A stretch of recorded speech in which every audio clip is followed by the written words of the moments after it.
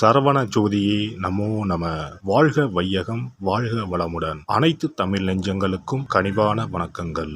நாம் இந்த பதிவில் குரு பகவானின் அதிசார பயிற்சியால் ஏற்படும் சுப மற்றும் அசுப பலன் என்ன என்பதனை பற்றி காண்போம். கடந்த மே மாதம் 14ஆம் தேதி குரு பகவான் ரிஷபராசியில் இருந்து மிதுன ராசிக்கு பயிற்சி அடைந்தார். சனி பயிற்சிக்கு அடுத்தபடியாக ஜோதிடத்தில் மிகவும் சக்தி வாய்ந்தது குரு பயிற்சி ஆகும்.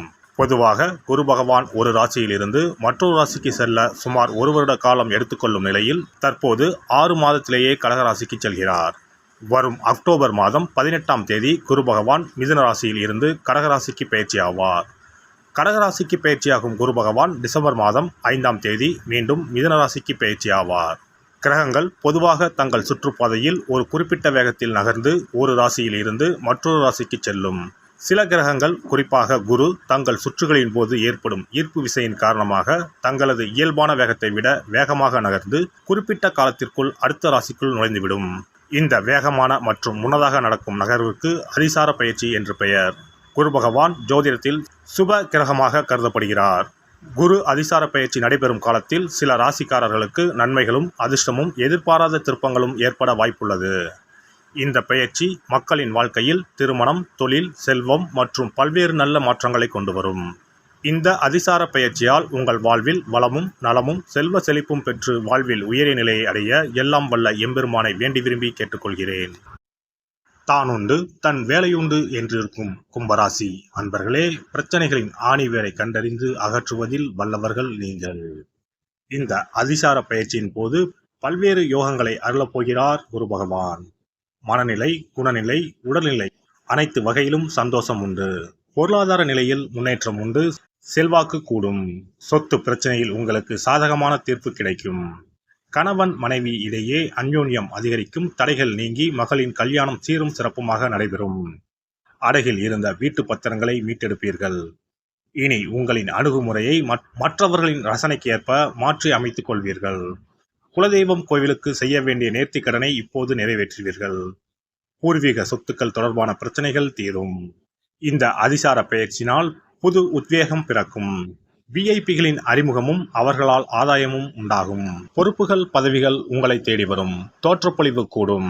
தந்தையுடன் இருந்து வந்த கருத்து வேறுபாடுகள் நீங்கும். அவர் வழி சொத்துக்கள் கைக்கு வரும். இதுவரை வறண்டு கிடந்த பணப்பை இனி நிரம்பும். சேமிக்கும் அளவுக்கு பொருள் வரவு உண்டாகும். அதிகார பதவியில் இருப்பவர்கள் உதவுவார்கள். தொழில் வியாபாரத்தில் அதிரடி முன்னேற்றம் உண்டாகும். புது முதலீடுகள் செய்வீர்கள். புதிய பங்குதாரர்கள் வந்து இணைவார்கள். இழுபறியான வழக்குகளில் சாதகமான நிலை காணப்படும். மனைவிக்கு விலை உயர்ந்த பட்டுப்புடவை, தங்க ஆபரணம் வாங்கி கொடுப்பீர்கள். அரசியல்வாதிகள் இழந்த பதவியை மீண்டும் பெறுவார்கள். உங்கள் மீது இருந்த வீண் பழியும் அகலும்.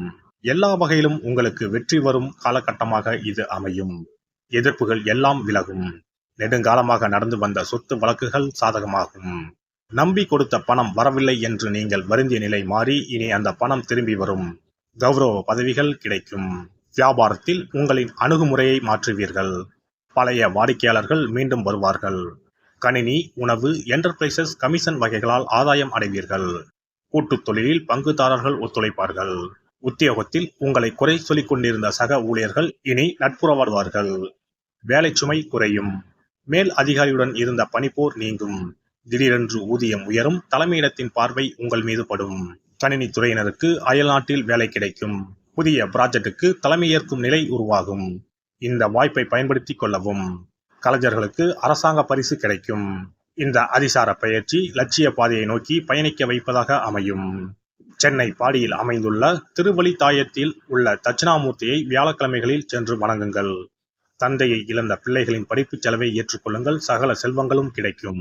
குரு பகவானின் அதிசார பயிற்சிக்கு பரிகாரமாக வியாழக்கிழமைகளில் தட்சிணாமூர்த்திக்கு மஞ்சள் நிற மலர்கள் மற்றும் மஞ்சள் நிற உடையுடன் அபிஷேகம் செய்வது, குரு பகவானுக்கு நெய் தீபம் ஏற்றி வழிபடுவது, அன்னதானம் செய்வது, மற்றவர்களுக்கு உதவுவது போன்றவை சிறந்த பரிகாரங்களாகும். மேலும் வியாழக்கிழமைகளில் குரு பகவானின் காயத்ரி மந்திரத்தை உச்சரிப்பதும் நன்மை பயக்கும். குரு பகவான் சஞ்சரிக்கும் அந்தந்த ஆலயங்களில் உள்ள குரு மற்றும் நவகிரக சன்னதிகளில் தீபமேற்றி வழிபட்டு வரலாம். சிறப்பு பரிகாரம்: வியாழக்கிழமை அன்று மண்ணால் செய்யப்பட்ட ஒரு உண்டியலை வாங்கி வர வேண்டும். அந்த உண்டியலின் வெளிப்புறத்தில் மஞ்சளில் பன்னீரை ஊற்றி குழைத்து உண்டியல் முழுவதும் பூச வேண்டும். இப்படி பூசிய இந்த உண்டியலை நம்முடைய வீட்டின் குபேர மூலையில் வைத்துவிட வேண்டும். தினமும் அல்லது வாரத்திற்கு ஒரு முறை குறிப்பிட்ட ஒரு தொகையை போட்டுக்கொண்டே வர வேண்டும். உதாரணமாக 2 ரூபாய், 5 ரூபாய், 10 ரூபாய், 20 ரூபாய் என்று நம்முடைய வசதிக்கு ஏற்றவாறு ஏதாவது ஒரு தொகையை நாமே தேர்வு செய்து அதை மட்டும் 10 ரூபாய் என்றால் 10 ரூபாயாக தினமும் அல்லது வாரத்திற்கு ஒரு முறையோ போட வேண்டும். இப்படி உண்டியலில் நாம் பணத்தை சேர்ப்பதன் மூலம் நம்முடைய வாழ்க்கையில் குருவால் ஏற்பட்ட பண பிரச்சனைகளும் தன பிரச்சனைகளும் தீரும். உண்டியல் நிறைந்த பிறகு உண்டியலில் இருக்கக்கூடிய பணத்தை எடுத்து அருகில் இருக்கக்கூடிய சித்தர்கள் ஜீவ சமாதி உண்டியலில் செலுத்திவிடலாம் அல்லது ஏதாவது ஒரு பொருளாக வாங்கி கொடுக்கலாம். இது பொதுவான பரிகாரமாகும். உங்கள் ராசிக்குரிய அதிசார பயிற்சி பலன்களை அறிந்து அதற்கு ஏற்ற பரிகாரங்களை ஒரு அனுபவமிக்க ஜோதிடரின் ஆலோசனையின்படி செய்வது நல்லது. எல்லாம் வல்ல இறையருளால் நீங்களும் உங்கள் அன்பு குடும்பமும் உடல் நலம், நீலாயுள், நிறை செல்வம், உயர் புகழ், மெய்ஞானம் ஓங்கி வாழ்க வளமுடன். இந்த வீடியோ பதிவு உங்களுக்கு பிடித்திருந்தால் லைக் பண்ணுங்க, கமெண்ட் பண்ணுங்க, ஷேர் பண்ணுங்க, மறக்காம சப்ஸ்கிரைப் பண்ணுங்க, பக்கத்துல இருக்கிற பெல் பட்டனை கிளிக் பண்ணுங்க. நன்றி, வணக்கம். ஓம் நமச்சிவாய, சிவாய நம.